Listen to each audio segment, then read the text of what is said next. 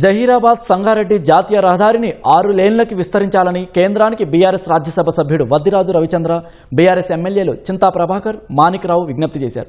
ఈ మేరకు కేంద్ర మంత్రి గడ్కరీని కలిసిన నేతలు ప్రస్తుతం ఉన్న 4 లేన్ల రహదారి పెరుగుతున్న ట్రాఫిక్కు సరిపోవట్లేదని వివరించారు. భారీ వాహనాల రద్దీ అధికంగా ఉండడంతో ప్రమాదాలు చోటు చేసుకుంటున్నాయని కేంద్ర మంత్రి గడ్కరీ దృష్టికి బీఆర్ఎస్ నేతలు తీసుకెళ్లారు.